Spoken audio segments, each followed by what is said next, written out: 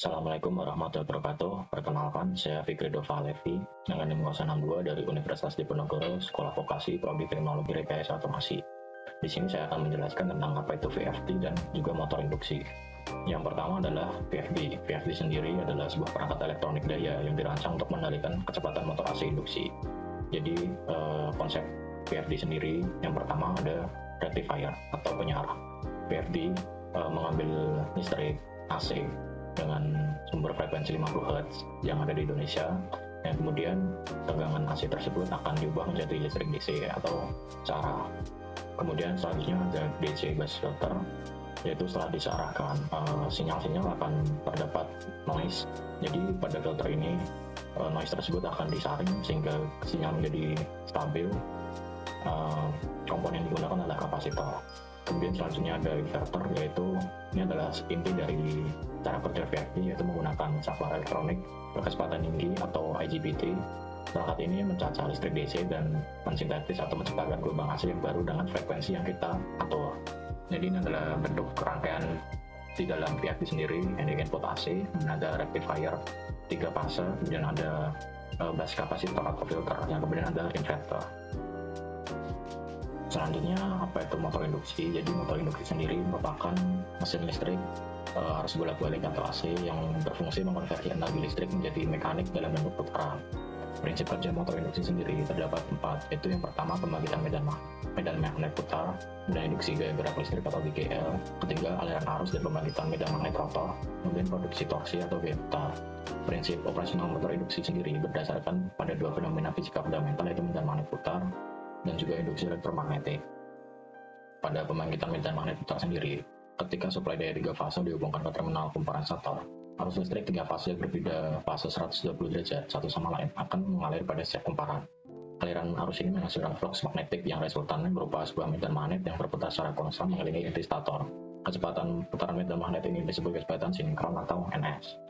Kemudian pada GGL sendiri, medan magnet putar yang dihasilkan oleh stator akan mengintersepsi atau memotong batang-batang konduktor yang terdapat pada rotor.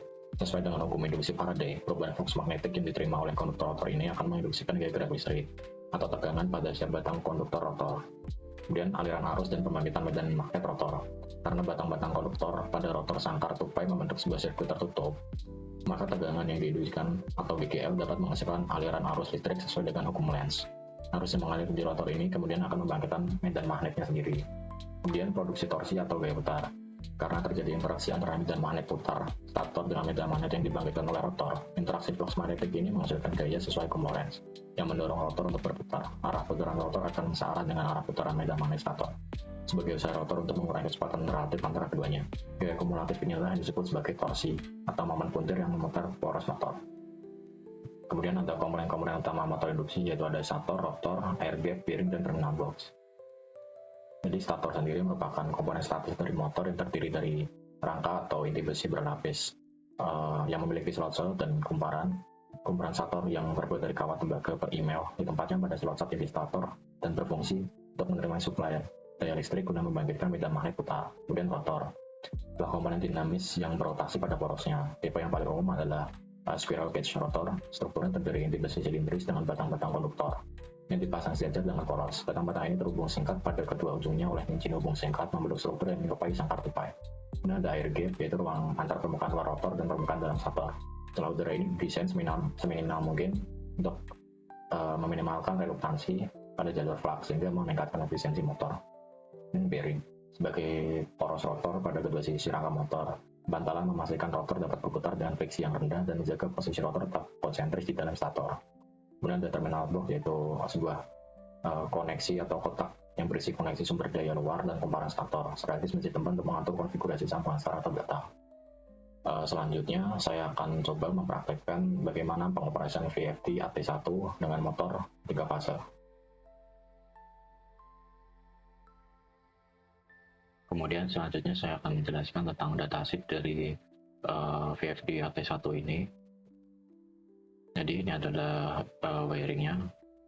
Ini adalah terminal-terminal yang ada pada VFD AT1 yang dimana terdapat LN yaitu sebagai input AC dan UVW sebagai output ke motor. Jadi inputnya 220 volt AC dan outputnya 380 volt. Ini untuk 3 fase input. Kemudian ada terminal lainnya, itu terdapat output 15 atau 24 volt, dan juga ini input port, dan juga ada kabel komunikasi RS485, dan ada juga COM, dan ini VL1 sebagai external analog voltage input. Ini juga terdapat relay output. Ini adalah wiring dasarnya pada VFD ini. Jadi kita menyambungkan sumber AC 220 volt ke L dan N. Kemudian output UVW-nya ke motor 3 fase. Dan ini adalah relay output. Kita bisa menggunakannya. Dan juga ini adalah external analog voltage input. Ini untuk sambungan wiring motor 1 fasenya. Jadi kita bisa menggunakan punya opsional. Karena untuk 3 fase input. Dan ini adalah tampilannya. Jadi ada knob, run, stop, dan reset. Kemudian forward reverse, dan ini adalah panah memilih. Dan ini untuk menggeser pemilihnya. Kemudian ada program dan function dan data. Jadi ini untuk masuk ke parameter, dan ini untuk masuk ke parameter dan menyimpan nilai parameter tersebut. Di sini juga terdapat display rotation per minute, frekuensi, dan A atau arusnya. Ini adalah penjelasan lengkapnya mengenai tombolnya, dan ini adalah nilai fungsi dari masing-masing parameter.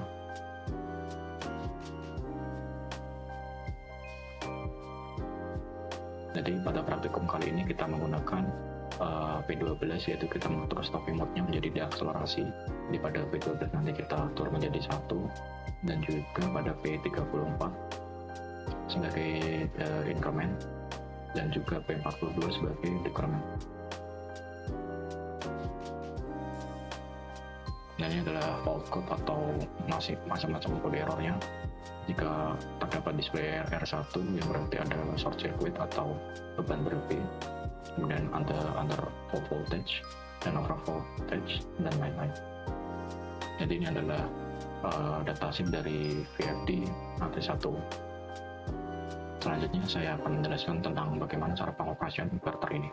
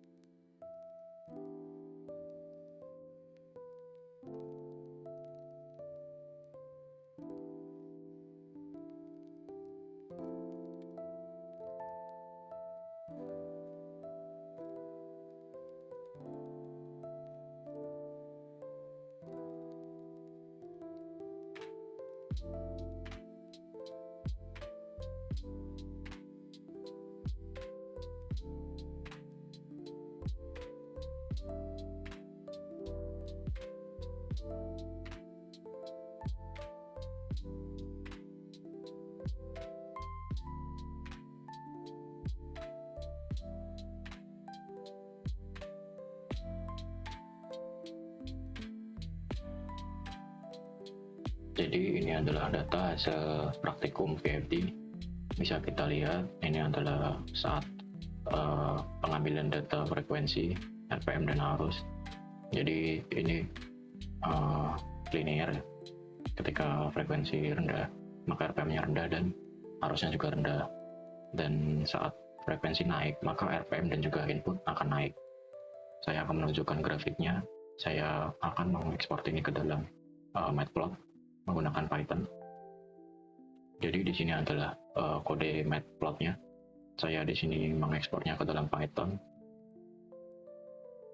Kita run supaya kita bisa generate grafiknya.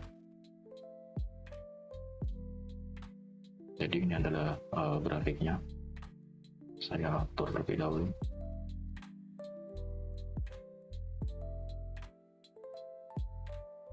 Jadi ini adalah grafik dari perbandingan frekuensi dan RPM, dan juga grafik perbandingan dari frekuensi dan arus. Semakin tinggi frekuensi yang kita atur, maka RPM akan naik dan juga arusnya akan naik. Sebenarnya pada praktikum ini seharusnya nilai arus ini bukan stuck di 0,3 ampere. Kemungkinan terjadi kerusakan pada klemeter atau kemungkinan pada motor itu sendiri, sehingga menyebabkan pembacaan arusnya hanya stuck di 0,3. Seharusnya bisa lebih dari itu.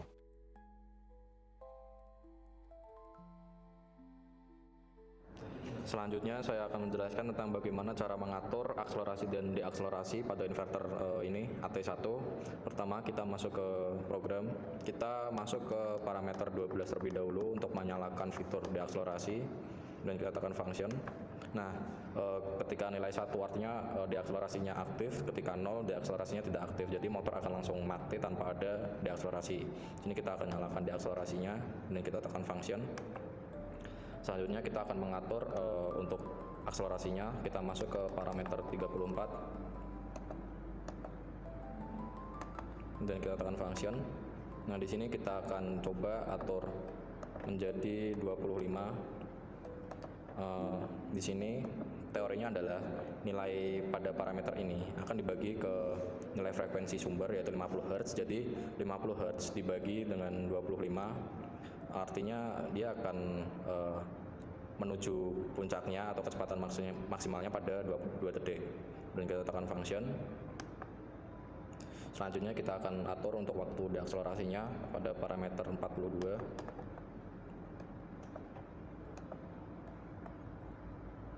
Dan kita tekan function. Nah, di sini kita samakan saja 25.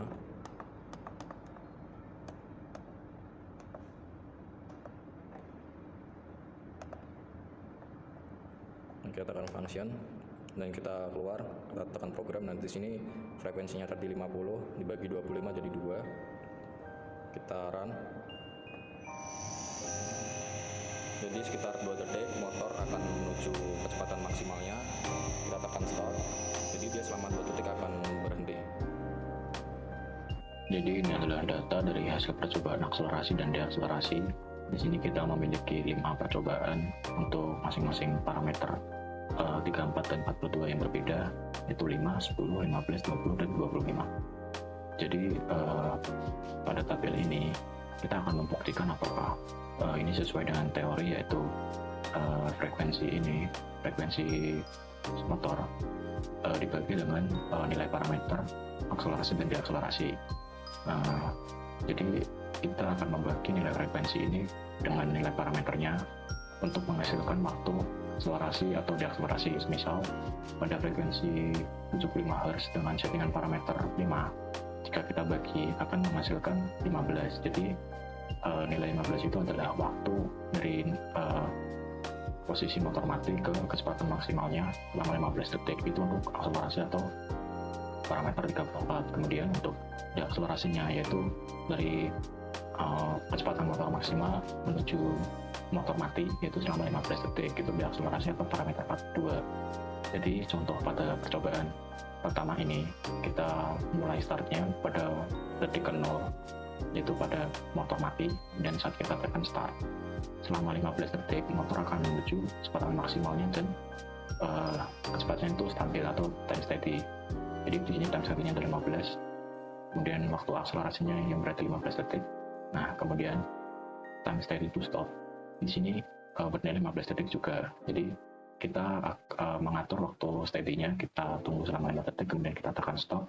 Dari stop ke mati itu selama 15 detik. Jadi time stop atau waktu berhenti motor total dari semua percobaannya adalah 36 detik sampai motor mati. Dengan catatan kita memberikan jeda waktu 5 detik pada saat steady. Kemudian waktu deakselerasinya selama 15 detik, yaitu saat kecepatan maksimal ke matinya. Dan arus puncak yang terukur adalah 0,5 ampere. Jadi ini juga berlaku ke percobaan-percobaan selanjutnya. Jadi di sini adalah kode matplotnya. Saya di sini mengekspornya ke dalam Python. Kita run supaya kita bisa generate grafiknya.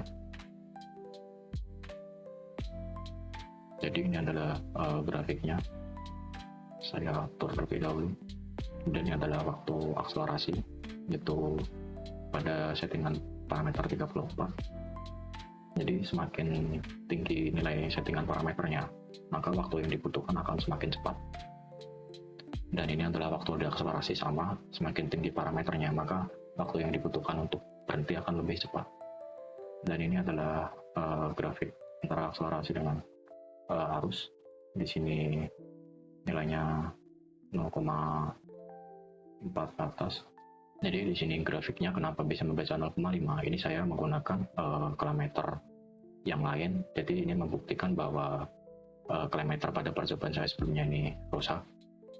Jadi ini adalah grafik dari hasil percobaan kita, perbandingan frekuensi dan arus, dan juga grafik waktu akselerasi dan frekuensinya.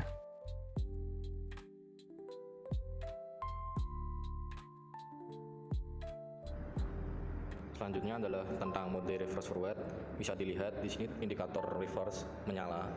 Kita coba run. Nah, bisa dilihat motor bergerak secara reverse. Selanjutnya untuk mengubah forward, kita stop terlebih dahulu.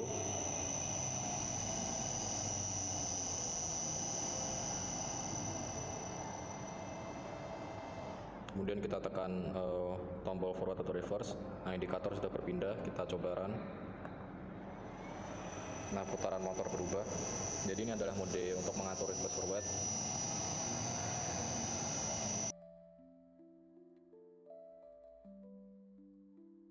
Jadi selanjutnya saya akan menjelaskan tentang mode jog. Pertama kita masuk ke program.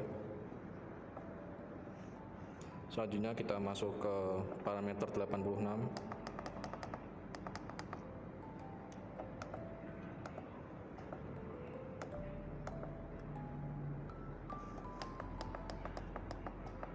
Setelah itu kita pencet function. Nah, di sini kita bisa atur kita mau jog untuk frekuensi berapa.